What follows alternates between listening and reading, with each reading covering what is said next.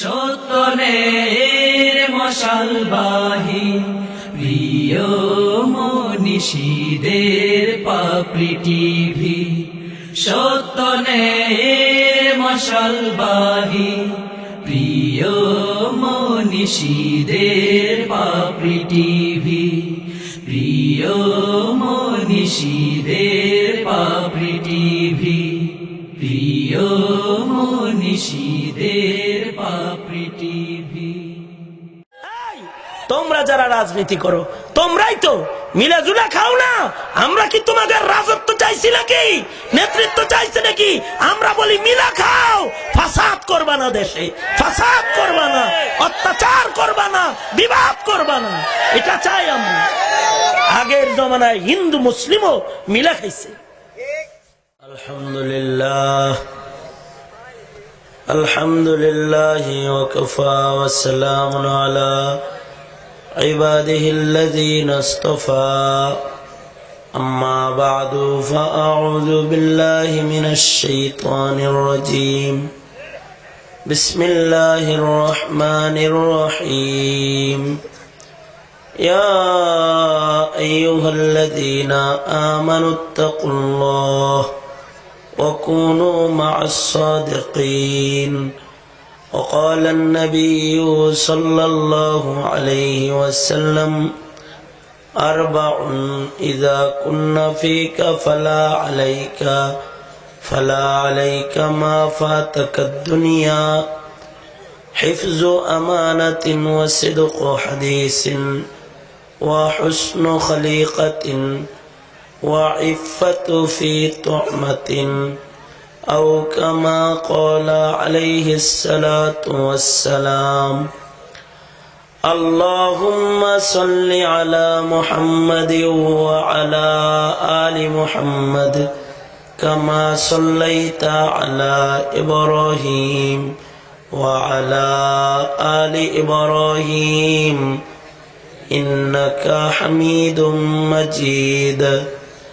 اللهم بارك على محمد وعلى آل محمد كما باركت على إبراهيم وعلى آل إبراهيم إنك حميد مجيد.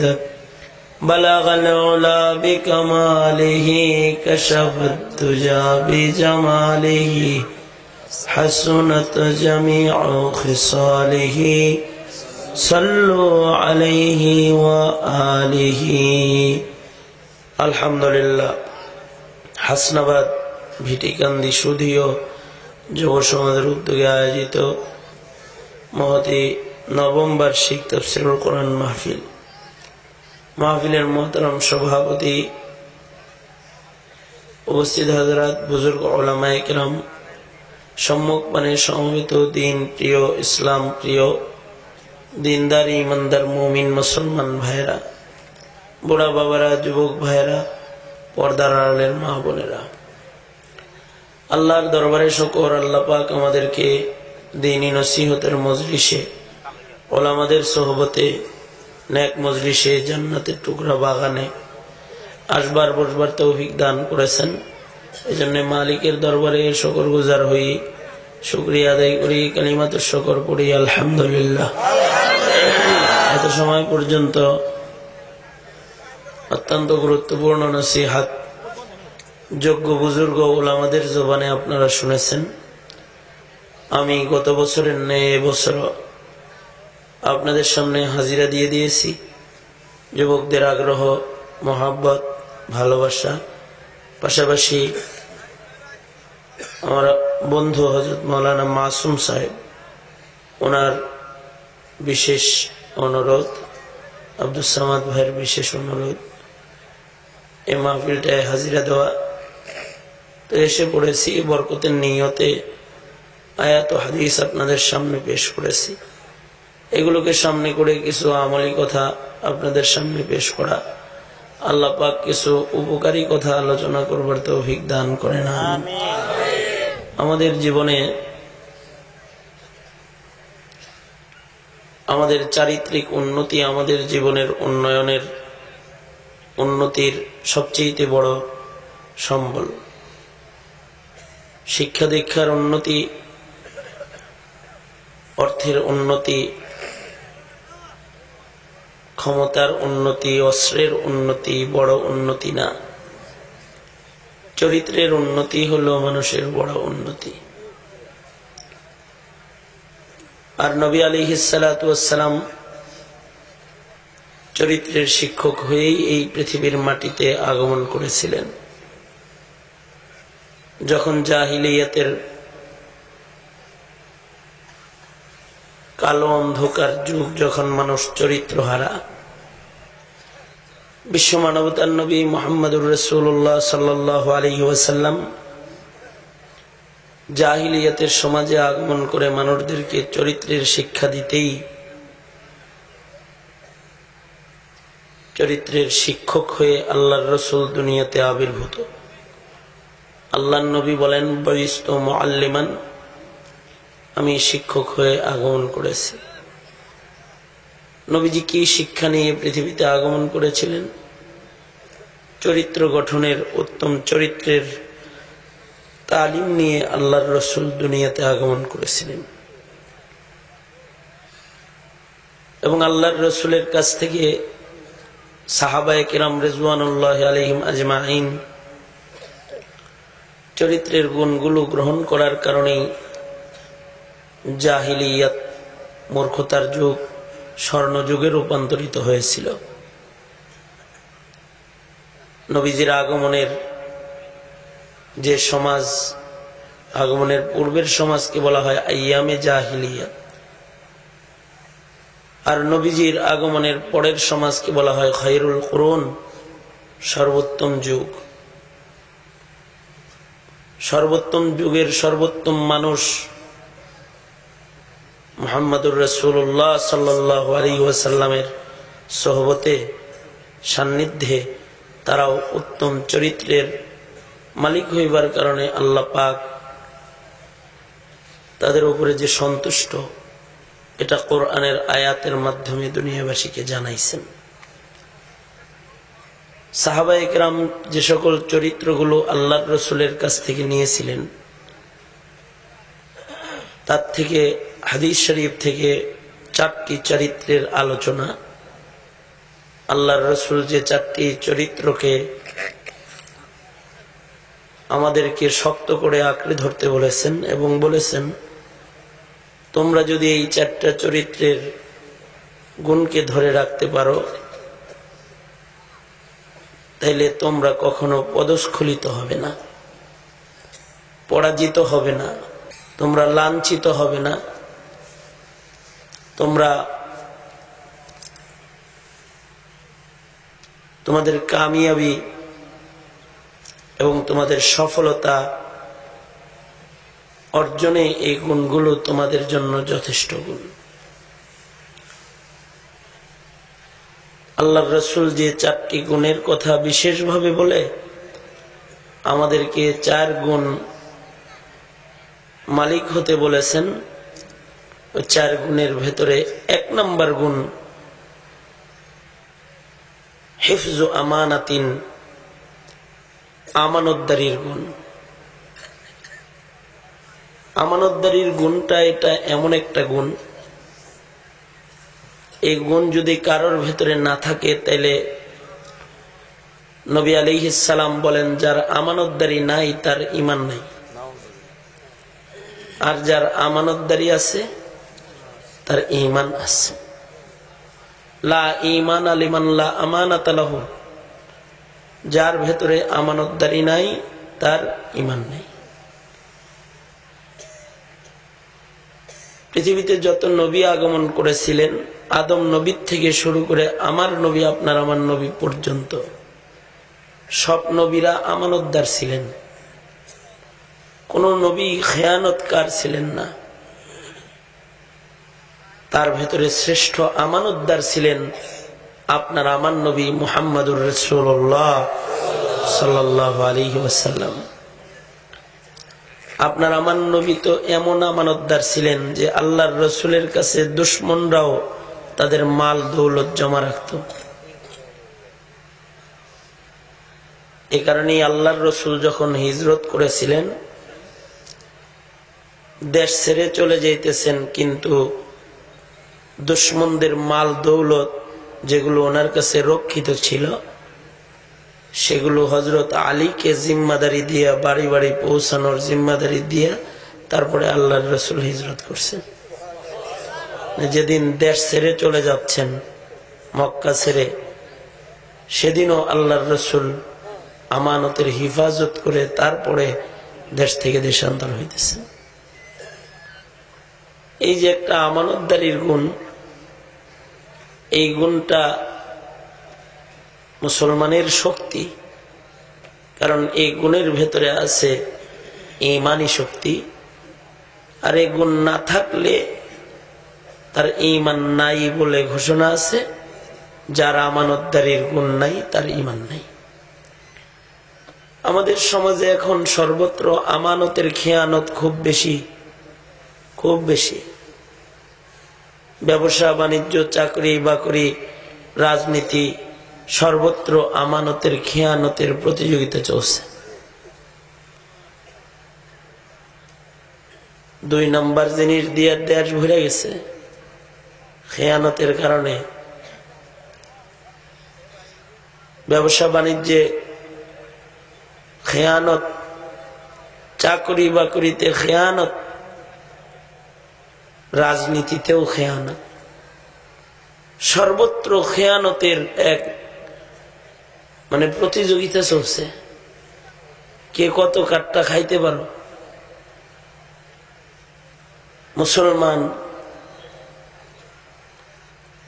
খেয়ানতদারির কারণে মুসলমানের ইমানি শক্তি কমজোর। আগের জামানার মানুষ এরকম আমানতদার ছিল যে আগের জামানার মানুষ রাস্তায় কিছু পাইলেও এটাকে আহাল পর্যন্ত পৌঁছে দেওয়ার জন্য পেরেশান হইত। আর এখন এমন খেয়ানতের আমল, পরেরটা ভক্ষণ, চুরি ডাকাতি, 2 নম্বরই, এটা দিয়ে দেশ ভরে গেছে।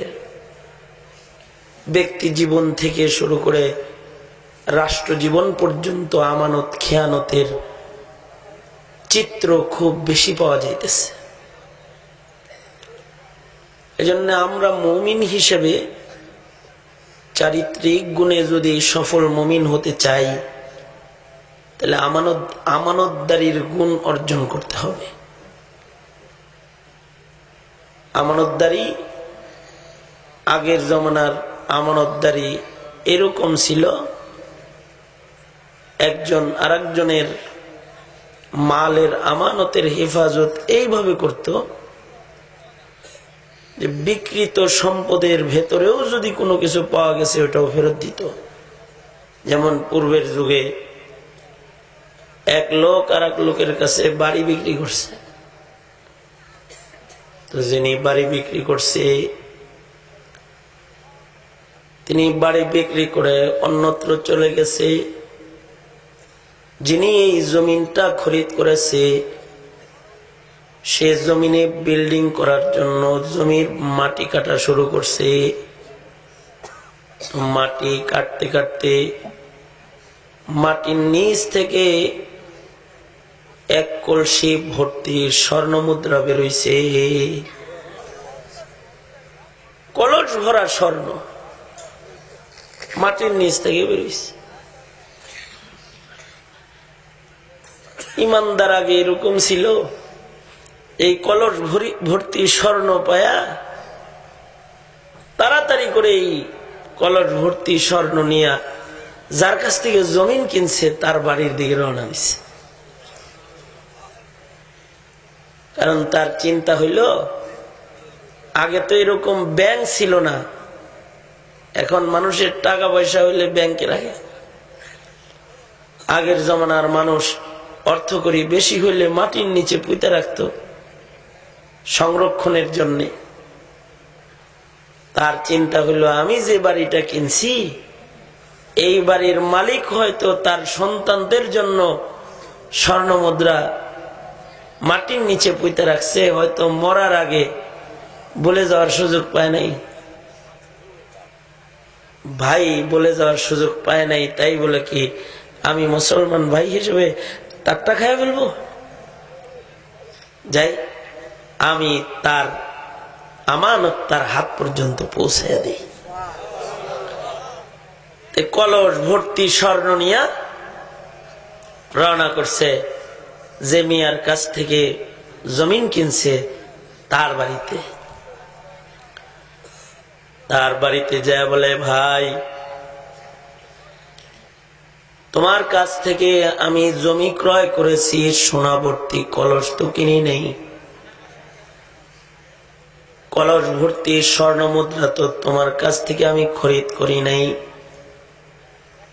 তোমার বাড়ি মাটি খনন করে মাটির নিচ থেকে কলস ভর্তি স্বর্ণ পেয়েছি, এ তোমার আমানত, তোমার কাছে ফেরত দিতে এসেছি। মেহেরবানি করে নিজের সম্পদ গ্রহণ করে আমি ভাইকে একটু দায় মুক্ত করে দাও, এটা গ্রহণ করো তুমি। এ চিন্তা করতেছে, বলতেছে না, আমি যখন জমি বিক্রি করেছি তো এই জমির ভেতরের যা আছে এটাও বিক্রি হয়ে গেছে। সে বলতেছে, ভাই জমি বিক্রির সাথে সাথে ও স্বর্ণ ভর্তি কলসি তোমার হয়ে গেছে, এটা তোমার। কেন? আমার কাছ থেকে যে জমিনটা কিনেছ, এই জমিনে যে গাছগুলো ছিল, গাছের ফল কার? এটা কি আমার? আমারে ফল ছিঁড়ে দিছ? না, ফলের মালিক তো আমি হইছি। গাছের ফলের মালিক যেমন তুমি হইছ, জমিনের ভিতরের মালিকও তুমি হইছ। কেনার সাথে সাথে এই জমিনের উপরের দিকে আসমান পর্যন্ত যে এরিয়া আছে এটি তোমার, আর নিচের দিকে তাহতা সারা পর্যন্ত যা আছে এটাও তোমার, লয়ে যাও।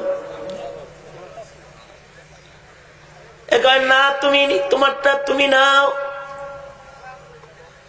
না, আমি বেচা ফেলছি, ওটার মালিক তুমি, তুমি লয়ে যাও। দুইজনে মিলা, এ কয় এটার মালিক তুমি, ও কয় না এটার মালিক তুমি হয়ে গেছো। দুইজনে মিলা বলে, তাহলে চলো বিচারকের কাছে চলে যাই, বিচারক যাকে নিতে বলবে সে এটার মালিক হবে।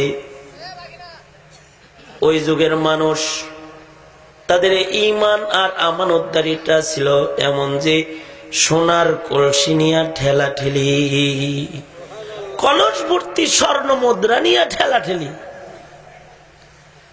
এই যুগে যদি হইতো, তাহলে এখন হইতো টানাটানি, ও বলতো আমার, ও বলতো আমার। আর এখনকার বিচারকদের ভিতরে যে আমানতদারি, এদের কাছে এমন বিচার নিয়ে গেলে এরা বলতো, ইদা তারাজা তাসাকাতা, তোর ঝগড়া লাগছে, তোর উভয়ের মালিকানা শেষ, এটা আমার, যা। ওরা নাই তারাই দিত। কারণ এখন তো ব্যক্তি জীবন থেকে শুরু করে রাষ্ট্র জীবন পর্যন্ত খেয়ানতের প্রতিযোগিতা চলছে। খেয়ানতটা স্বাভাবিক বাণিজ্যে পরিণত হয়েছে। দুজনে মিলে গেছে বিচারকের কাছে। বিচারকও তো আখলাকি বিচারক। বিচারক বলতেছে, স্বর্ণের কলস, কলস ভর্তি স্বর্ণ মুদ্রা, এটা নিয়ে করো ধাক্কা ধাক্কি। তোমাদের বিচার যে আমি ইনসাফের কোন কলম দিয়ে করি? এই তাহলে কি তোমার কোন ছেলে আছে? দুইজনের ভিতরে একজন কয় ওর ছেলে নাই, আমার ছেলে আছে। বয়স কত? কয় 20-21, বিয়ার উপযুক্ত। তাহলে তোমার কি কোনো কন্যা আছে? কয় হ্যাঁ, আমার একটা কন্যা আছে, বিয়ের উপযুক্ত। তাহলে একটা কাজ করো, তোমাদের ভেতরে আমানতদারের গুণের কফু পাওয়া গেছে, তুমিও আমানতদার, সেও আমানতদার। দুই আমানত ধরে তোমরা বিয়ে হয়ে যাও। আর তোমার মেয়েটা তার ছেলের কাছে পাত্রস্থ করে দাও। সোনার কলস নিয়ে ধাক্কা ধাক্কি না করে ছেলে মেয়েরে উভয়কে কলসিটার মালিক বানায় দাও। তো দুইজনে মিলে তাড়াতাড়ি হাত ধরে কলস সহ বাড়িতে এসে ছেলে মেয়ের বিয়ে ঘটায় দিয়ে কয়, কলসি নিয়ে ঝামেলায় ছিলাম যা, এটা তো আবার দুইজনের। ওই ঘরেও আমার মেয়ে আছে, আর এই ঘরে তোর ছেলে আছে, যা কলসির মালিক আজ থেকে উভয় মিলাত তো করে বানায় দিলাম। আমানত ওইটা এখন তো আর নাই। অবশ্যই এটা ঈমানের একটা কালার, ঈমানের একটা রং হলো আমানতদারির রং। আল্লাহর রাসূল কত শক্ত করে বলছেন, লা ঈমান লিমান লা আমানাতা লাহু, যার আমানতদারি নাই তার ঈমান নাই। আমরা মুসলমান হিসেবে আমাদের এটা একটা চরিত্র যে আমরা জান থাকতে, জীবন থাকতে, জীবনে কোনোদিন আমানতের খেয়ানত করব না, ইনশাআল্লাহ। জোরে করে বলেন মনে থাকবে যুব সমাজ? আমানতের খেয়ানত জীবনে করবে না। আগের জমানার মানুষ আমানতের হেফাজত এইভাবে করছে যে রাস্তায় কোটি টাকা পড়া পাইছে, কোটি টাকার সোনার হার পড়া পাইছে কাজী আবু বকর তাবেঈ। এই কোটি টাকার হার পায়া এটা ফেরত দেওয়ার লেগে পাগল হয়ে গেছে। কার জিনিস এটা? রাস্তায় পড়ে রয়েছে। এখন তো 1000 টাকার নোট রাস্তায় একটা ফেলে আমানতদার টেস্ট করোগে, তাও মসজিদের সামনে দিয়ে ফেলবা। মসজিদ থেকে যে মুসল্লিগুলা বাইর হয় ওই পথে 1000 টাকার 2-3টা নোট ফেলায় দিয়ে আমানতদার চেক করোগে, যে দাও। দেখবা আমানতদারির কত অভাব। কিন্তু কোটি টাকার সম্পদ রাস্তায় পেয়ে গেছে, এইটা ফেরত দেওয়ার জন্য পেরেশান। কারণ এটা পাই কোরআনের আয়াত স্মরণ করে গেছে যে আল্লাহ পাক নির্দেশ করেছে, ইন্নাল্লাহা ইয়া'মুরুকুম আন তুআদ্দুল আমানাতি ইলা আহলিহা। আল্লাহ পাক বলেছেন, এটা আল্লাহ পাকের নির্দেশ যে আমানতকে তার আহালের কাছে পৌঁছে দাও। নবী বলছে আমানতদারির অপর নাম ঈমান। কোটি টাকার হার রাস্তায় পড়া পায় এটা ফেরত দেওয়ার লেগে পাগল হয়ে গেছে। দুর্ভিক্ষের আমল, ক্ষুধার জ্বালা পেটে নিয়ে উনি ঘুরতেছে। 3 দিনের না খাওয়া মানুষ রাস্তায় পাইছে কোটি টাকার দামি হার। এই যুগের কোন ক্ষুধার্ত হইলে তারা মনে মনে ভাবতো, আমি যেহেতু 3 দিন ধরে খাই না, কোটি টাকার হার পাইছি, এটা আল্লাহ আমার লেগেই পাঠাইছে, যাই এটা বেচা ঠিকঠাক মতো খাই দেয়, ঘুমাই। কিন্তু এটা হলো ঈমান।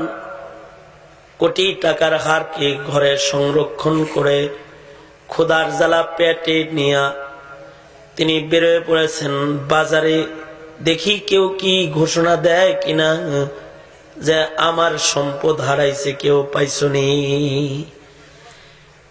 ঠিকই উনি যায় দেখে উঁচা জায়গায় দাঁড়ায় এক বুড়া বেটায় বলতেছে, এই মক্কার যুবকেরা, তোমাদের মক্কার বাজারে আমার কোটি টাকার একটি সম্পদ হারিয়ে গেছে। মনে রাখবে, রাস্তায় পড়া জিনিস পুরাটাই তোমার জন্য হারাম। কিন্তু আমার হাতে এই যে 500 টাকার স্বর্ণ মুদ্রার একটা লাল থলে আছে, আমার হারিয়ে যাওয়া মাল ফেরত দিলে এই টাকাটা তাকে আমি গিফট করব, এটা তার জন্য হালাল। কাজী আবু বকর আস্তে করে যায় বুড়ার হাতটা ধরছে। বুড়াটার আর বুঝতে দেরি হয় নাই যে আমার কোটি টাকার হার তার কাছেই আছে। ধৈরা তাকে কাজী আবু বকর তার বাড়ি লয়ে আসছে। আইনা বলেন কিরম মাল হারাইছে, বিবরণ দেন। কাজী আবু বকর বলে, বিবরণ মিললে মালটা পাইবেন। বুড়াই কয়, এত ইঞ্চি বাই এত ইঞ্চি একটা থলে, যার ভেতরে এত গ্রাম ওজনের একটা হীরার হার আছে, যার ভেতরে দামি দামি এমন এমন গোলাপি রঙের পাথর এতগুলা আছে, এমন এমন এমন এমন সাদা হীরের খণ্ড এতগুলা আছে, হাতটা এমন এমন, যার মূল্য এত। কাজী আবু বকর বাড়ির ভেতরে যায় বলে, যা বিবরণ দিল তা তো মিলে গেছে। হাতটা কোটি টাকার হার হাতে লইয়া আইসা বুড়ার হাতে চাপায়া দিছে, নেন লয়ে যান। বৃদ্ধটাও দেরি করে নাই, 500 টাকার লাল থলেটা কাজী আবু বকরের হাতে দিছে। কিন্তু কাজী আবু বকর বলে, আমানতের হেফাজত করে একটা ইবাদত এই মাত্র সম্পাদন করেছি, ইবাদতের বদলা দুনিয়ার মাটিতে লইয়া ময়দানে মাশারে আমি এর পুরস্কার থেকে বঞ্চিত হইতে চাই না। বুড়ারে, কোটি টাকার থলেটাও তোমার, 500 টাকার লাল থলেটাও তোমার, তুমি তোমার দুনো থলে লইয়া বাড়ি চলে যাও। অবশ্য বুড়ারে, আমার পেটে 3 দিনের ক্ষুধার জ্বালা আছে,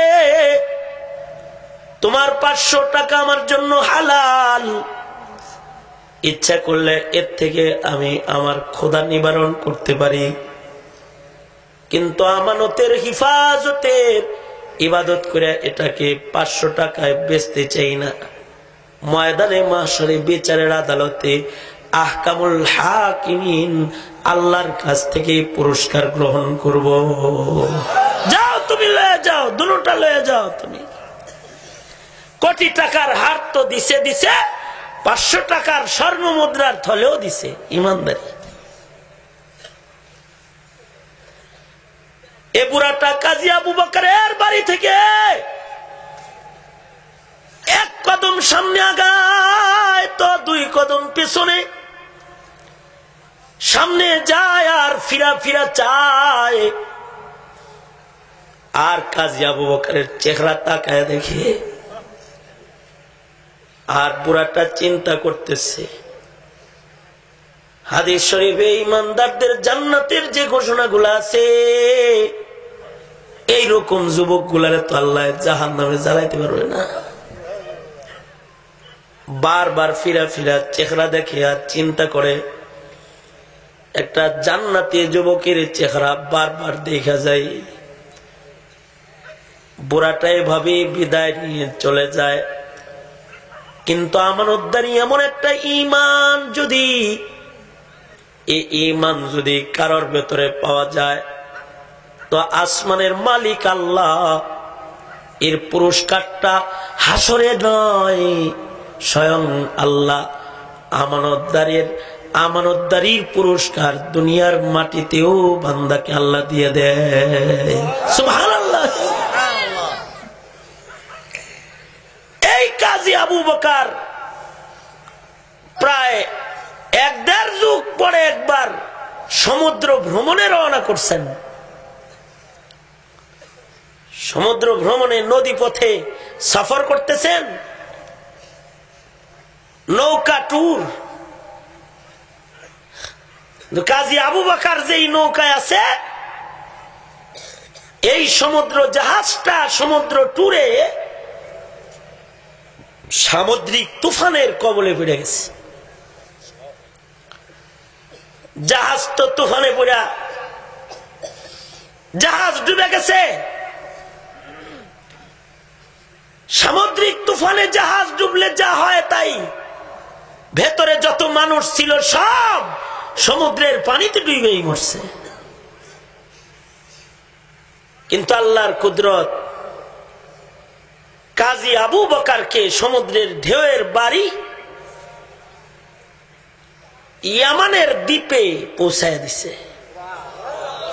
ইয়ামানের এক বালু দ্বীপে অজ্ঞান অবস্থায় উনি ভাসতে ভাসতে যায় উঠছে।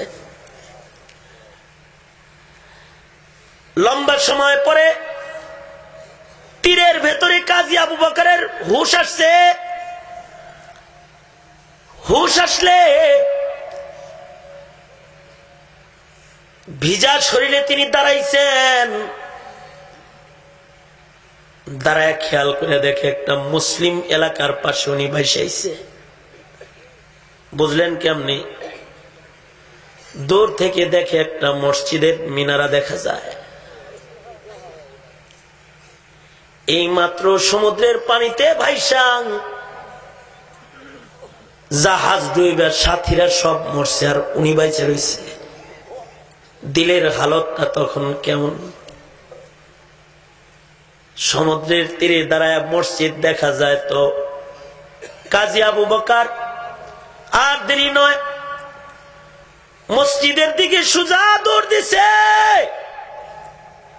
এক দৌড়ে মসজিদে চলে গেছে। ওযু বানায়া মসজিদের ভিতরে ঢুকে আগে সালাত ও শুকর আদায় করেছে। সাথে কত মানুষ ছিলাম সব পানিতে ডুইবা মরল। কিন্তু আহকামুল হাকিমিন মাওলায় সমুদ্রের পানিতে ডুবায় আমারে মারে নাই, আমারে বাঁচায় রাখছে। এই শুকরিয়ায় আগে মসজিদে দাঁড়ায় 2 রাকাত নামাজ আদায় করেছে। আর আনন্দ উল্লাসে হযরত আবু বকর কাজী তাবি আবু বকর জোরে জোরে আল্লাহর কোরআনের তেলাওয়াত করতেছে। হাফেজে কোরআন মানুষ,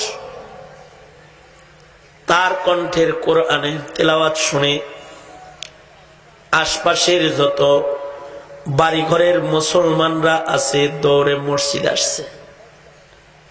মসজিদে এসে সবাই দেখে কি সুন্দর কোরআনের তেলাওয়াত করে এক মুসলমান। আবু বকর আবেগ নিয়ে কোরআন পড়তেছে, আর এলাকার লোকগুলা পাশে বসে বসে কোরআন শুনতেছে। লম্বা কেরাতের পরে তেলাওয়াতুল কোরআন শেষ করলে এলাকার লোকেরা বলে, কে হে মুসাফির, কি তোমার নাম, কি তোমার ঠিকানা জানতে চাই। এত সুন্দর করে তুমি কোরআন পড়ো। কাজী আবু বকর বলে, আমার নাম আবু বকর, বাড়ি আমার মক্কায়, সমুদ্র ভ্রমণে রওনা দিয়েছিলাম, জাহাজ ডুবে সাথী সব হারাইছি, কিন্তু আল্লাহর কুদরত তোমাদের তীরে এসে পৌঁছেছি। তোমরা কি আমাকে একটু মক্কায় ফিরে যাওয়ার রাস্তা দেখাইয়া দিবে? এলাকার লোকেরা আবু বকরকে জড়ায়া ধরে বলে, তুমি তো ভেসে আসো নাই, আসমানের মালিক মাওলায় তোমারে ভাসায়া আমাদের দ্বীপে এনেছে। কিছুদিন পূর্বে আমাদের এই মসজিদের ইমাম তিনি ইন্তেকাল করেছেন, যিনি এ দ্বীপের মুসলমানদের শিক্ষক ছিলেন। আমরা তার কাছে কোরআন পড়তাম, ইলম শিখতাম। সে মারা গেছে পরে ভালো একটা ইমামের পেছনে আমরা নামাজ পর্যন্ত পড়তে পারি না।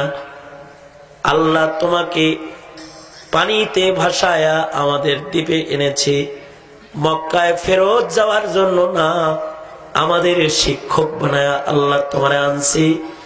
আমরা আমাদের জীবনের বিনিময়ে হলো তোমাকে এখানে আটকায় রাখবো। তুমি হবে আমাদের কোরআনের শিক্ষক, আর আমরা হব সবাই তোমার ছাত্র। যাইতে পারবা না তুমি এখান থেকে, থাকো এখানে। ইমানের তাগিদে কোরআনের তালিমের আর ইলমের মর্যাদা দিতে গিয়ে মক্কা নগর বিসর্জন দিয়ে কাজী আবু বকর ইয়ামান দ্বীপে রয়ে গেলেন। ওখানে নামাজ পড়ান আর মুসলমানদের তিনি কোরআন মজিদের তেলাওয়াত শিখান, দিন শিখান। কিছুদিন পরে এলাকার লোকেরা কয়, আপনি আমাদের দ্বীপে রয়ে গেছেন, আপনি নওজোয়ান মানুষ, আপনার একটা দিনদার বউ দরকার।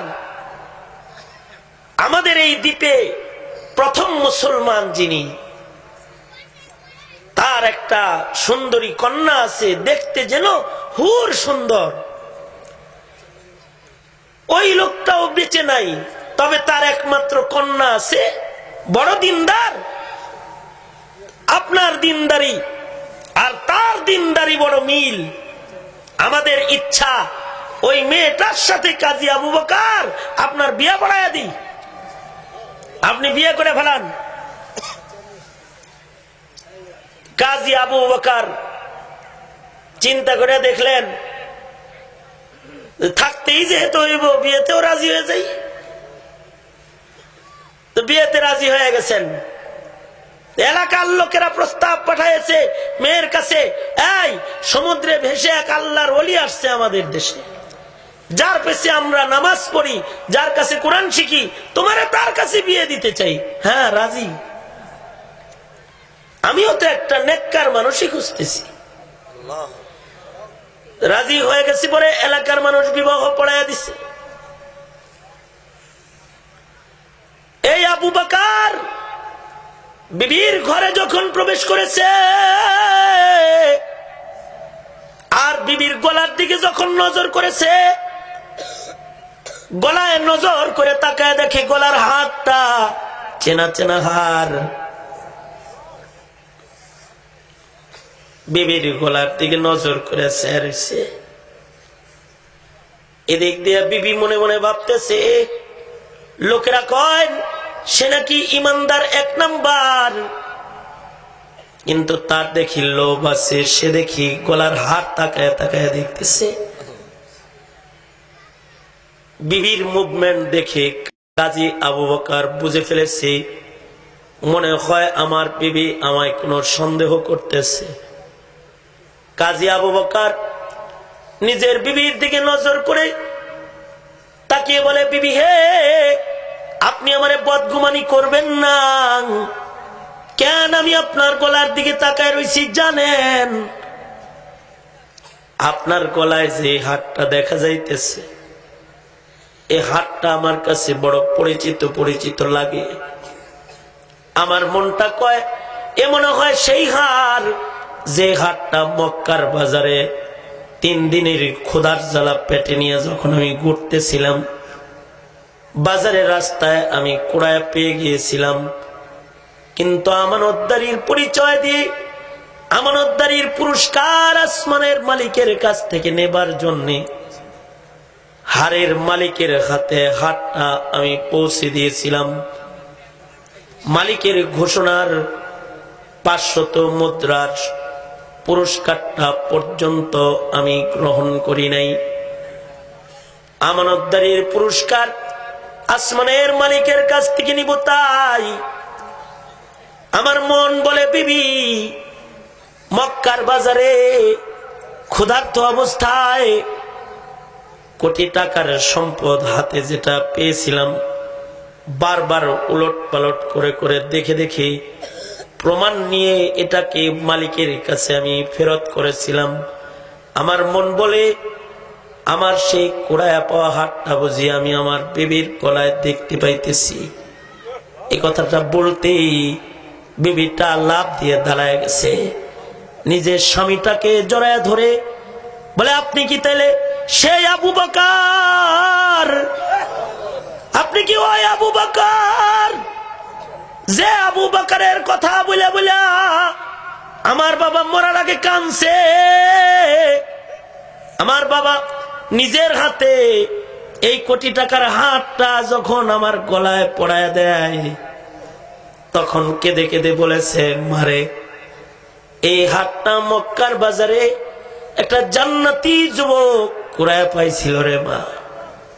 মারে এই যুবকের ভেতরে এই পরিমাণ আমানতদারি আর তাকওয়া আছে, যে আমানতদারির কারণে পরে পাওয়া হারের আমানতের খেয়ানত তো সে করে নাই, এমনকি আমার 500 টাকার পুরস্কারটাও সে গ্রহণ করে নাই। আসমানের মালিকের কাছ থেকে আমানতের জাযা সে গ্রহণ করবে জন্য মারে আজকে মরার আগে ওই যুবকটার কথা বারবার আমার স্মরণ পড়তেছে। আমা তোর মতো একটা মুত্তাকি কন্যাকে যদি ওই রকম একটা আমানতদার তাকওয়াওয়ালা যুবকের হাতে উঠায়া দিয়া আমি কবরে যেতে পারতাম, তাহলে মারে কবরের ঘরে শুয়াও আমি যেন শান্তি পাইতাম। স্বামী গো, আপনার তাকওয়া আপনার আমানতদারি আল্লাহর কাছে কবুল হয়েছে, আমার বাবার দোয়াও আল্লাহর কাছে কবুল হয়েছে যে আমাকে আল্লাহ পাক আপনার বধূ বানায়া দিয়েছে। গলার থেকে হাতটা খুলে বলে, স্বামী হাতটা আমার কিন্তু এখন গলার থেকে খুলে এই হাতটা এই প্রথম সাক্ষাতে নিজের স্বামীকে আমি হাদিয়া দিয়ে দিলাম, এটার মালিক আপনারে বানায়া দিলাম। ইচ্ছা করলে এখন এটাকে আল্লাহর রাহে আপনি সাদকাও করে দিতে পারে। আমানতদারি, এটা হলো আগের জমানার আমানতদারি। এজন্যই হাবিব কিবরিয়া বলেন, এই আমার উম্মতেরা 4 জিনিস ধরে রাখো, এই 4 জিনিস যদি তোমাদের ভেতরে থাকে তাহলে পৃথিবীর কোন শক্তি তোমাদের পরাস্ত করতে পারবে না। আল্লাহু আকবার জোরে করে বলেন, আরো জোরে আওয়াজ করে বলেন আল্লাহু আকবার জোরে করে বলেন। 4-এর 1 নাম্বার হলো হিফজু আমানাতিন, তোমরা সবাই আমানতদার হবে। আজকের যুব সমাজ, তোমরা যারা আজকের এই আয়োজন অক্লান্ত পরিশ্রম করে করেছো, কি দিব তোমাদেরকে হাদিয়া? তবে বলবো জিন্দেগিতে কোনোদিন আমানতের খেয়ানত করবে না, ইনশাআল্লাহ। জোরে বলো রাজি আছো তো ইনশাআল্লাহ? সকলে হাত তুলে ওয়াদা করো আল্লাহর কাছে, ওয়াদা করো আল্লাহ এর আমানতের খেয়ানত কবু করবে না বলে ওয়াদা করেছে। আল্লাহ তুমি আমানতদার মুমিন করে সকলকে কবুল করো। জোরে চিল্লায় বলুন আমিন, আরো জোরে আওয়াজ করে বলুন আমিন। হাত নামান। এর 1 নাম্বার গুণ হিফজু আমানাতিন। নবী বলেন 2 নাম্বার ওয়াসিদকু হাদিসিন, জীবনে কোনদিন মিথ্যা কথা বলবো না। মিথ্যার জোয়ারের আমল চলছে এখন, মোবাইলের আমল মিথ্যার অস্ত্র। হাতে করে মিথ্যা কথা বলা এটা মানুষের স্বভাবে পরিণত হয়েছে। সরকার বলে আমার উম্মত মিথ্যাবাদী হবে না, কারণ মিথ্যা মানুষকে ধ্বংস করে দেয়। সত্যবাদী থাকবা, সত্য মানুষকে মুক্তি দেয়। আল্লাহু আকবার জোরে বলেন, আরো জোরে আওয়াজ করে বলেন, চিল্লায় জোরে আওয়াজ করে বলেন, জোরে বলেন, জোরে বলেন।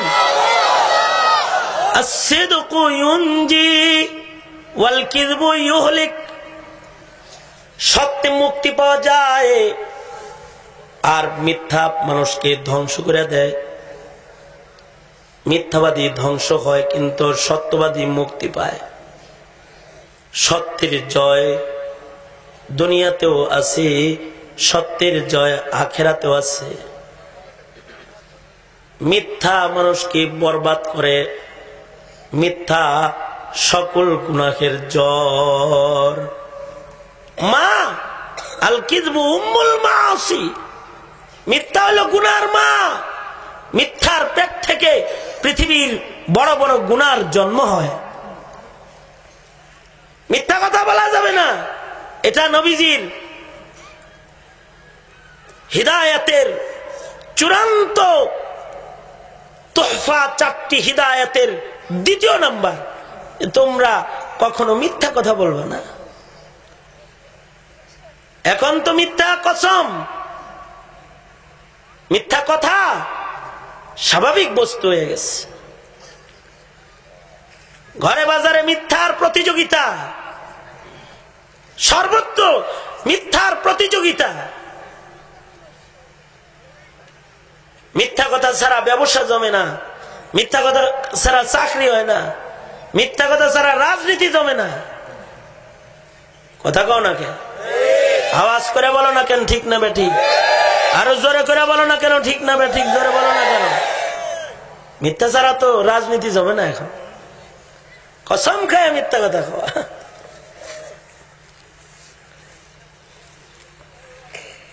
যারা ভোট চায়, আমাকে চেয়ারম্যান সাহেবের কথা কইতেছি না, কিন্তু আমার চেয়ারম্যান সাহেব ভালো, আমার সাথে খাতির আছে।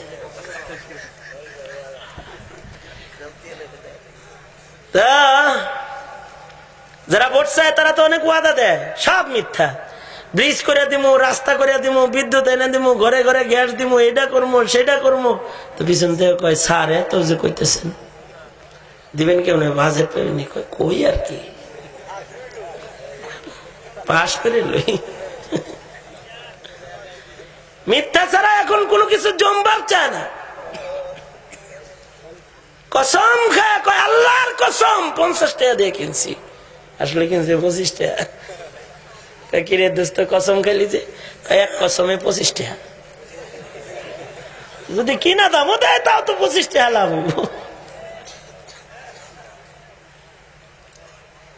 মিথ্যার খেয়ানত শিক্ষাঙ্গনে এমন ভাবে প্রবেশ করেছে, প্রশ্নপত্র ফাঁস করে আমানতের খেয়ানত করে এ জাতিকে মূর্খ করে গড়ার চক্রান্ত চলছে। কথা বলো ঠিক কিনা? জোরে আওয়াজ করে বলো। পরীক্ষার আগেই প্রশ্নপত্র ফাঁস কারা করেছে? মুসলমানের কিছু সন্তানই তো করেছে, হিন্দুরা তো আর করে নাই। যেটা করেছে ওর ইমান নাই, ইমান নাই, ইমান নাই। কথা বলো, আওয়াজ করে বলো ঠিক না বা ঠিক? জোরে বলো। ইমান নাই। খেয়ানতের প্রতিযোগিতা সর্বত্র। জাতি ধ্বংস, মনুষ্যত্ব ধ্বংস, চরিত্র ধ্বংসের কারণ খেয়ানত, মিথ্যাচার। আল্লাহর রাসূল বলে 4 জিনিস ধরে রাখো, পৃথিবীর কোন শক্তি তোমাদেরকে পরাস্ত করতে পারবে না। আমানতদারি, মিথ্যাচার, সিদক হাদিসিন, সদা সত্য কথা বলবে, মিথ্যা কথা বলবে না। আগের জমানার মানুষ তো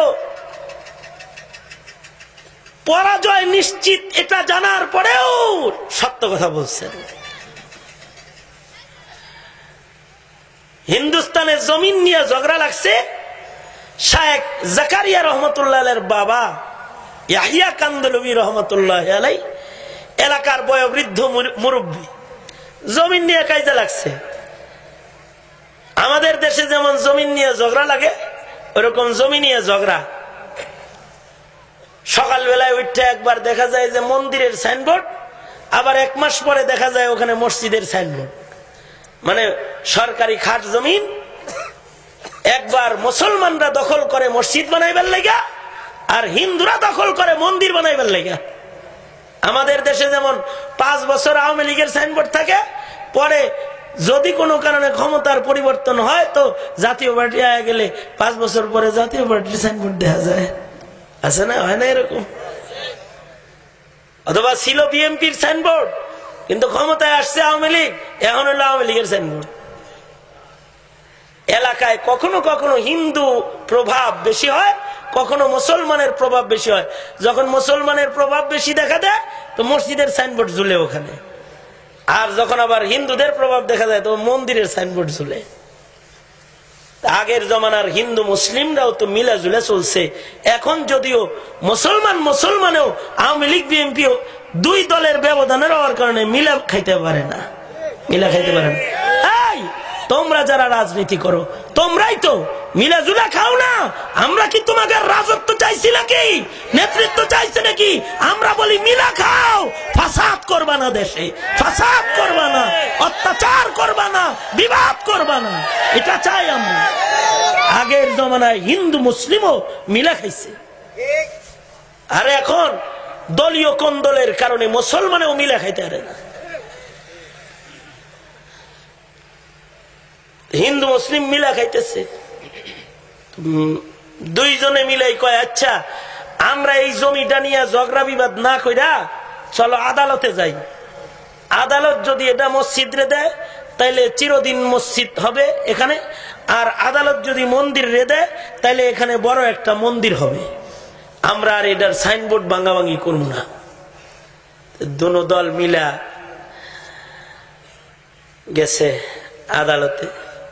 বিচারপতি হিন্দু হইলেও বিচারপতির ভিতরে আমানতদারি ছিল। এখন তো মুসলিম বিচারপতিরও আমানতদারি নাই, সিদ্ধান্ত অন্য। হিন্দু বিচারপতি কিন্তু আমানতদার। হিন্দু বিচারপতি বলে এই নথিপত্র কাগজ ছাড়া জমিনের সিদ্ধান্তের বিচার কি দিয়া করবো? তোমরা একটা কাজ করো, এলাকায় যিনি বয়োবৃদ্ধ বুড়া মানুষ এটারে হাজির করো, তার জবান বন্দির ভিত্তিতে হয়তো জমিন মসজিদ হবে, হয়তো জমিন মন্দির হবে। উভয় মাইনে আইছে, কিন্তু এলাকায় ঘাইটা দেখে ইয়াহিয়া কান্দলবি রহমতুল্লাহ চাইতে বয়স্ক মানুষ গোটা এলাকায় আর নাই। মুসলমানরা তো খুশি হয়েছে, সাক্ষীটা মুসলমান পাওয়া গেছে, জমিন নিশ্চিত, মসজিদ হইতেছে, আমরা পাইতেছি, খুশি হয়ে গেছে। হিন্দুরা নারাজ, আর ও তো হারাইছি, আদালতে যায় আর কি। হিন্দুদের কেউ কেউ বলে যাও না, ইয়াহিয়া তো একজন খাঁটি মানুষ, যাও, পাইতেও পারো যদি ভাগ্য হয়। তো উভয় দল বিচারে পড়ে হাজির হইছে। ইয়াহিয়া কান্দলবি বুড়া মানুষ হিসেবে আদালতের কাঠগড়ায় দাঁড়াইছে। ওনার জবান বন্দিতে আজকে হয়তো মসজিদ হবে অথবা মন্দির হবে। ইয়াহিয়া কান্দলবি দাঁড়ায় গেছে। আদালত থেকে জিজ্ঞাসা হচ্ছে, ইয়াহিয়া কান্দলবি, আপনি এলাকার সবচেয়ে প্রবীণ ব্যক্তিত্ব, আপনার কাছে একটা জিনিস জানতে চাই। এই খাস জমিনটা যখন খাস হিসেবে প্রমাণ হয়েছে, সর্বপ্রথম জমিনটা কারা দখল করছিল? সর্বপ্রথম যদি এই জমিনে মসজিদ, মুসলমানদের সাইনবোর্ড ঝুলে থাকে, তাহলে আজকে এটা মসজিদ করব। আর যদি এখানে সর্বপ্রথম এই জমিনের দখলদার হিন্দুরা হয়ে থাকে, তাইলে এখানে মন্দির করা হবে। আপনার কথার উপরে হয়তো এখানে মসজিদ হবে, নয়তো এখানে মন্দির হবে। জমিনটা কাদেরকে দিব সিদ্ধান্ত নিব। আপনার কাছ থেকে জানতে চাই, এ জমিন প্রথম দখলকারী মুসলমান ছিল না হিন্দু ছিল? ইয়াহিয়া কান্দলবি কাঠগড়ায় দাঁড়ায় বলে, হাবিবে কিবরিয়া নবী, সরওয়ারে দো আলম নবী, আল আমিন নবীর উম্মত আমি নবীর উম্মত হিসাবে সাক্ষ্য দিতেছি, এই জমিনটা প্রথম হিন্দুদের দখলে ছিল। সাথে আদালত জমিনটাকে মন্দিরের জন্য উন্মুক্ত করে দেয়। চিরদিন মন্দির হবে বলে মন্দিরকে দিয়ে দেয়। মুসলমানরা ইয়াহিয়া কান্দলবিকে গালি দিতে দিতে বেরোয় যায়। মুসলমানের সাক্ষীতে মসজিদের মাটি হারাইলাম, ভাবলাম ইয়াহিয়া কথা বলবে, কিন্তু তার কথায় মসজিদের জমিনটা আজকে মন্দিরে দিয়ে দিলাম। সবাই তো চলে গেছে, বাড়িতে যায় সবাই ইয়াহিয়াকে গালমন্দ করতেছে, কিন্তু ইয়াহিয়া কান্দলবির লজ্জায় ঘর থেকে বের হতেছেন না। ইয়াহিয়া কান্দলবি রহমতুল্লাহ আলাইহি রাতের বেলায় শেষ রাত্রিতে ফজরের নামাজের আগে তাহাজ্জুদের জন্য উঠেছেন। ঠিক এমন সময় আওয়াজ পাইতেছেন, ঘরের বাইরে বহু মানুষের পায়ের আওয়াজ পাওয়া যায়। তিনি মনে মনে ভাবলেন, মুসলমানরা ক্ষিপ্ত হয়ে বুঝি আমার ঘর বাড়ি ভাঙতে আইছে। দরজা খুলে বের হয়ে দেখে শত শত হিন্দুরা কাতার কাতার হয়ে দাঁড়ায় রয়েছে। ইয়াহিয়া কান্দলবি বের হয়ে বলে, তোমাগর জমিন সাক্ষী দিয়া তোমা করে দিয়ে দিলাম, রাতের আধারে আবার আমার বাড়ি আসছো কেন? হিন্দুরা কান্দে আর কয়, যেই ধর্মে অনুসরণ করে চললে জবানটা এত পাক হয় যে আদালতে দাঁড়ায় একটা মিথ্যা কথা বলা যায় না। আজকে ওই ধর্ম কবুল করতে তোমার দরজায় দাঁড়াইছি।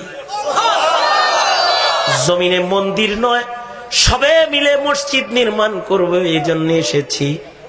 তার আগে কালেমা পড়ার লেগে ইয়াহিয়ারে তোমার বাড়ির দরজায় দাঁড়াইছি। তুমি এখন আমাদের সবাইকে কালেমা পড়ায় মুসলমান বানায় দাও, আর আগামী কালকে তোমার ইমামতি ও জাগার ভেতরে নামাজ পড়ে আমরা মসজিদ শুরু করব।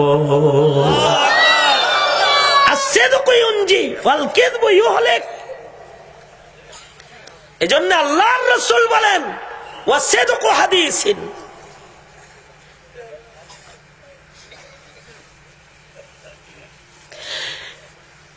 এই উম্মতের সর্বত্র মিথ্যার ছড়াছড়ি। ময়দানে মাহশারে জিহ্বার বিচার হবে, আগুনের কেচি দিয়া কাটা হবে, জিহ্বার বিচার হবে। আল্লাহর রাসূল বলেন, সিদকু হাদিসিন, জবান সত্য বানাও, মিথ্যা কইও না। কারণ সত্যে মুক্তি, সত্যে বিজয়, মিথ্যায় ধ্বংস, মিথ্যায় পরাজয়। দুশ্মনের সামনে দাঁড়িয়েও মিথ্যা কথা নাই। এটা সিরাত, এটা আখলাক, এটা চরিত্র। আল্লাহর রাসূল বলেন, ওয়া হুসনু খালিকাতিন, 3 নাম্বার, মুসলমান হবে নম্র ভদ্র। মুমিন কোনদিন উগ্র হতে পারে না। তোমরা যারা যুব সমাজ, আজকের মাহফিলের আয়োজক, যৌবনের শক্তি দিয়া উগ্রতা কখনো প্রদর্শন করবে না। আখলাক, আখলাক, হুসনে আখলাক, সুন্দর ব্যবহার মানুষকে হিদায়াতের পথের দাওয়াত দেয়। তোমার সুন্দর একটা ব্যবহার দেখে কাফের কালেমা পড়ে মুসলমান হইতে পারে, কিন্তু তোমার উগ্রতা, তোমার অভদ্র আচরণ তোমাকে হিদায়াতের রাজপথ থেকে ধাক্কা দিয়ে সরাইয়া দিতে পারে। যৌবনের শক্তির কারণে কখনো উগ্রতার পরিচয় রাস্তাঘাটে কখনো দিবা না। কারণ সুন্দর ব্যবহার দিয়ে ইসলামের পতাকা আকাশে উড়েছে। সুন্দর ব্যবহার দিয়ে মুসলমান বিশ্ববিজেতা। সুন্দর ব্যবহার, এই ধর রে, মার রে, কাট রে, মুসলমানের আচরণ না। হুসনু খালিকাতিন, সুন্দর আচরণ। মাহাসিনে ইসলাম কিতাবের নাম হাকিমুল উম্মত মুজাদ্দিদুল মিল্লাত শাহ আশরাফ আলী থানভী রহমাতুল্লাহ আলাইহির বয়ান সংকলন। এই কিশোরগঞ্জের আথার আলী রহমাতুল্লাহ আলাইহি যেটাকে অনুবাদ করেছেন, এর ভেতরে আছে হযরত উমরের আচরণ দেখা উগ্র পারস্য যুবক কালেমা পড়ে মুসলমান হয়েছে, শুধু আচরণ দেখে। হযরত উমরের হাতে গ্রেফতার হয়েছে পারস্য এক যুবক, পারস্য যুবক গ্রেফতার হযরত উমরের হাতে। তো হযরত ওমর পারস্য যুবককে দাওয়াতি ইসলাম করলেন, কালেমা পড়ো, মুসলমান হও। পারস্য যুবক বলে, আমি রাজ দরবারের সন্তান, পারস্য সম্রাটের ঘরে জন্মাইছি, মুসলমান হব না। তো হযরত ওমর বললেন, তাহলে ট্যাক্স দাও, বাঁচতে হলে মুসলমানকে ট্যাক্স দিয়ে বাঁচতে হবে। যুবক বলে, তোমারে ট্যাক্স দিব, হারা জনম ট্যাক্স আদায় করছি, চিনো আমারে? হযরত ওমর রে কইতেছে, চিনো আমারে? হযরত ওমর রে কিন্তু ফেরেশতাও চিনে, শয়তানেও চিনে। দেখো কয়, চিনো আমারে? হযরত ওমর বলে, এত উগ্র ছেলে রে, ওরে ছেড়ে দিলে ও মুসলমানদের উপরে আক্রমণ করবে। এমন উগ্রকে রাখার দরকার নাই, যেগুলো ত্রাস মার্কা, জঙ্গি মার্কা, ত্রাস, জাতির জন্য ভয়ঙ্কর যে যুবকগুলা, ওগুলোরে সরকার ফাঁসি দিতে পারে, ফাঁসি দেওয়ার অধিকার আছে তাদেরকে, কারণ ওরা সমাজের 10 জনের শান্তি নষ্টকারী। ঠিক। হযরত ওমর বলে, এটা তো ত্রাস, এটাকে ফাঁসি দিয়ে দে, মৃত্যুদণ্ড। তো মৃত্যুদণ্ডের আদেশ হয়ে গেছে। হযরত ওমর জিগাইতেছে, কাল তো তোর মৃত্যুদণ্ড হবে, তুই ত্রাস জঙ্গি, তাই জঙ্গি ধরে ধরে ফাঁসি দেওয়া যায়। তো এইটা তো জঙ্গি, জঙ্গিরে ফাঁসি দেওয়া যায়? ফাঁসি দিবে তো মরার আগে জিগায়, এই তোর মৃত্যুর আগে কি করতে মনে চায়? পারস্য যুবক বলে, তোমার মতো বদমেজাজি উমর যে আমারে ফাঁসি দিবার চাও, তুমি কি আমার আর মরার আগের আশা পুরা করবা নাকি? তুমি একটা মানুষ, তখনও খারাপ ব্যবহার করতেছে। কেন, কি করতে মনে চায়? কয়, মৃত্যুর আগে আমার 1 গ্লাস পানি পান করতে মনে চায়। ইজি কারবার, খাও পানি। পানি খাওয়া, এটা কি হইল? 1 গ্লাস পানি এনে যুবকের হাতে দিছে। যুবকটা পানি হাতে লয়ে কয়, না খাবো না, ওর খাবো না। নিজ, কেন খাবো না? আমার ডর লাগে, তোমার যে আচরণ, অর্ধেক খামো, এরপরে তুমি কেটে ফেলবে, ওর চিতে না খাওয়াই ভালো, খাবো না। না না না, পুরাটা খাও, পুরাটা খেলে তারপরে তোমার মৃত্যুদণ্ড হবে। তাহলে ভালো করে বলো। কেমনে বলবো? কয়, এমনি বলো, এই গ্লাসের পানি পুরাটা তুমি পান করার আগে তোমার গলা কাটা হবে না, এটা বলো। হযরত ওমর রে জীবনে কোনোদিন শয়তানেও ধোঁকা দিতে পারছে না, কিন্তু হে ধোঁকা দিছে।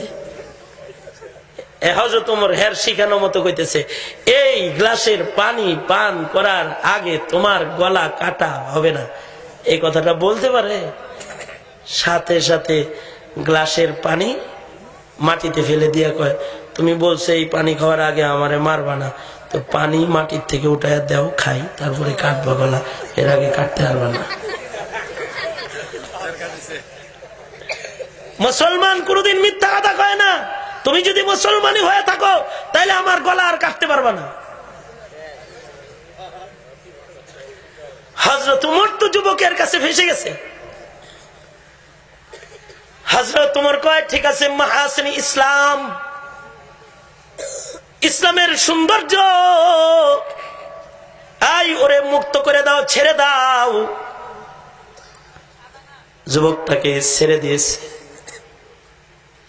ঘরের বাইরে চলে গেছে। এবার আবার ভেতরে এসে বলে, আশহাদু আল্লা ইলাহা ইল্লাল্লাহু ওয়া আশহাদু আন্না মুহাম্মাদান আবদুহু ওয়া রাসূলুহু।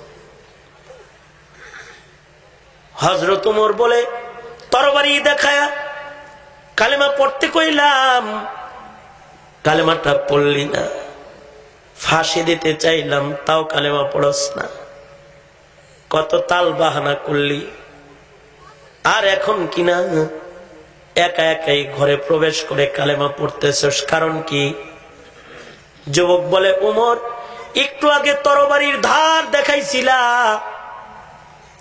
পানির গ্লাসটা মাটিতে ফেলার পরে তোমার চরিত্রের একটা ধার দেখলাম, ওটা দেখে বুঝলাম না জানি মুহাম্মাদুর রাসূলুল্লাহর চরিত্র কেমন ছিল রে, না জানি হাবিবে কিবরিয়ার চরিত্র কেমন ছিল। এটাই যদি হয় আখলাক, তাহলে ইসলামের চাইতে সুন্দর ধর্ম পৃথিবীর মাটির উপরে আর নাই। কালিমার চাইতে উত্তম মন্ত্র এই পৃথিবীর মাটির উপরে আর হয় না। তাই তরবারি নয়, আখলাক দেখে কালেমা পড়ে মুসলমান হয়ে গেলাম। হুসন খালিকাতিন, আখলাক শিখো,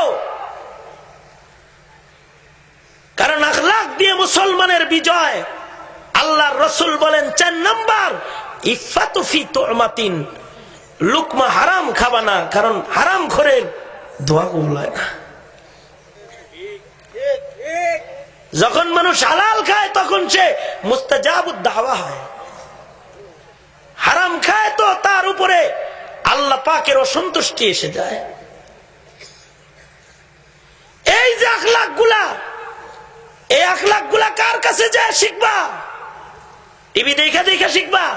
নাটক সিনেমা দেখে দেখে শিখবা? কয় সিনেমার ভিতরেও শিখার আছে, নাটকের ভিতরেও নাকি শিক্ষা আছে। এজন্যে নাটক সিনেমা জগৎকে সুউন্নত করা হয়েছে। কিন্তু শিখেছে প্রেম, শিখেছে ধর্ষণ, শিখেছে চুরি, শিখেছে ছিনতাই, শিখেছে ডাকাতি, শিখেছে গুলাগুলি আর মারামারি আর কাটাকাটি। ঠিক কিনা? জোরে আওয়াজ করে বলেন। এগুলো শিখেছে। এই চরিত্রগুলো শিখবা কার কাছ থেকে? আল্লাহ পাক বলেন, ও ইমানদারের কাফেলা, চরিত্র শিখতে, তাকওয়ার কাফেলায় যোগ দিতে, মুত্তাকি হইতে নেক সান্নিধ্য গ্রহণ করো। মুহতারাম হাজিরিন, আজকের মজলিসটাও ওই সান্নিধ্যেরই একটা অংশ বিশেষ, যেখানে কয়েকটি চরিত্রের আলোচনা হয়েছে। যা কিছু আলোচনা হয়েছে এগুলো আমল করলে আল্লাহ পাক নিয়ামাল বদল দান করবে। আল্লাহ এই চরিত্রগুলো আমাদের দান করুক। রাজি আছো তো? তৈয়ার আছো তো ইনশাআল্লাহ? আল্লাহ পাক সবাইকে তৌফিক দান করে। সোজা করে না আল্লাহ। আখেরি মুনাজাতের পূর্বে হাজার হাজার জনতা ওয়াদা করতেছে আর আমানতের খেয়ানত করবে না ইনশাআল্লাহ। জোরে বলুন। হয় নাই? চিল্লায় আওয়াজ করে চিল্লায় বলেন, জোরে আওয়াজ করে বলেন। আর মিথ্যা কথা বলবো না ইনশাআল্লাহ। জোরে করে বলেন। আল্লাহ চারিত্রিক অসুন্দর আচরণ, উগ্রতা কখনো এরা আর করবে না। নম্রতার ভদ্রতা এ আল্লাহ গ্রহণ করবে। এ আল্লাহ হারাম খাইবে না ইনশাআল্লাহ। জোরে করে বলেন। 5 ওয়াক্ত নামাজের হিফাজত হবে, ফরায়েজ হিফাজত করবে। এ আল্লাহ সোনানের জিন্দেগি করবে। আল্লাহ এই হাতগুলাকে তুমি কবুল করো। আওয়াজ করে চিল্লায় এখন আমিন। আরো জোরে করে বলেন, আওয়াজ করে জোরে করে বলেন, আরো জোরে করে বলেন আমিন। হাত নামান। এখনই দোয়া হবে, দোয়ার মাধ্যমে মজলিসিতি হবে।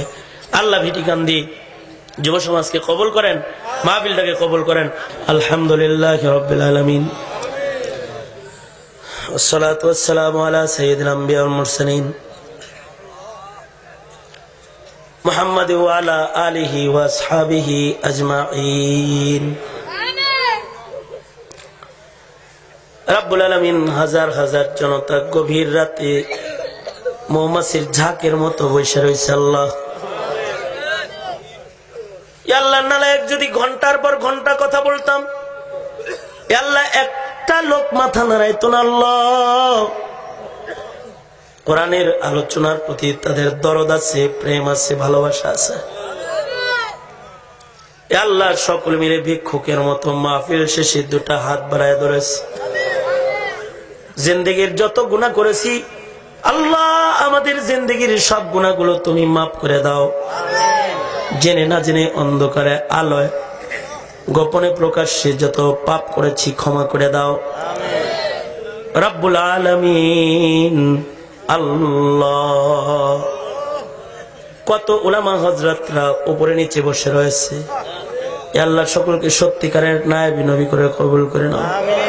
বুড়া বুড়া বাবারা বয়ান শুনেছে, চোখের পানি ফেলে কেঁদেছে।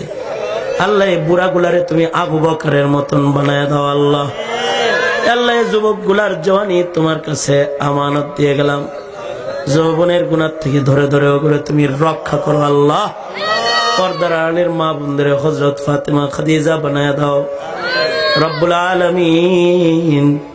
প্রবাসী ছেলেরা যারা এই মাহফিলটায় সাহায্য সহযোগিতা করেছে, আল্লাহ ওদের তুমি উত্তম বদলা দান করো, প্রবাসের জিন্দগি সুন্দর করো। ইয়া আল্লাহ হালাল রুজি রোজগারে তুমি বরকত দান করো রব্বুল আলামিন। আয় মালিক, আমরা যারা হাত তুলেছি, অনেকের মা অন্ধকার কবরে, অনেকের বাবা অন্ধকার কবরে, আর জীবনে কোনোদিন মা বাপ যারা খুঁজে পাবে না, আল্লাহ তাদের মা বাবার কবর গুলা জান্নাতের বাগান বানায় দাও আল্লাহ। আল্লাহ যাদের পিতামাতা আছে হায়াত বাড়ায় দাও, বেশি বেশি করে খেদমত করতে পারে তৌফিক দাও আল্লাহ। আমাদের সালাম প্যারা নবীর রওজা থারে পৌঁছায় দাও আল্লাহ। চেয়ারম্যান সাহেব সহকারে অতিথি মেহমানরা যারা মজলিসে বসে বসে বয়ান শুনেছে, আল্লাহ তাদের সকলকে তুমি উত্তম বদলা দান করো আল্লাহ। জানি না কোন দোকানের কাফন রেডি, কোন সবের বাঁশ পেকে গেছে, কখন জানি মসজিদের কোনার পালকি বাড়ির দুয়ারে দাঁড়ায়। আল্লাহ কবরের পালকি পাঠাইবার আগে আমাদের নাম কামেল মুমিনের দপ্তরে তুমি উঠায়া দিও আল্লাহ। আল্লাহর সামনে কবরস্থান, কত মাইয়িত কবরস্থানে ঘুমায় রয়েছে, সবাইকে তুমি জান্নাত দান করো। অত্র এলাকায় সুন্নতের হাওয়া চালু করো আল্লাহ। বন্ধু মাসুম সাহেব, আল্লাহ আব্দুল সামাদ সাহেব সহকারে আল্লাহ যত বন্ধুরা আছে যারা দোয়ার আশা রাখি, দোয়া কামনা করে, সকলের হকে তুমি দোয়া কবুল মঞ্জুর করো আল্লাহ। চেয়ারম্যান সাহেবকে প্রাণ ভরে এলাকার খেদমত করার তৌফিক দান করো। যত কল্যাণ মঙ্গল সব আমাদের দাও, অকল্যাণ হইতে আমাদের তুমি ধরে ধরে বাঁচাও। সুবহানা রাব্বিকা রাব্বিল ইজ্জাতি আম্মা ইয়াসিফুন ওয়া সালামুন আলাল মুরসালিন والحمد لله رب العالمين آمين آمين برحمتك يا أرحم الراحمين السلام عليكم ورحمة الله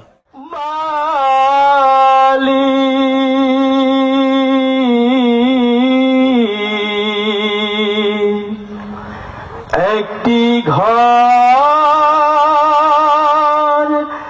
বানিয়ে দিও,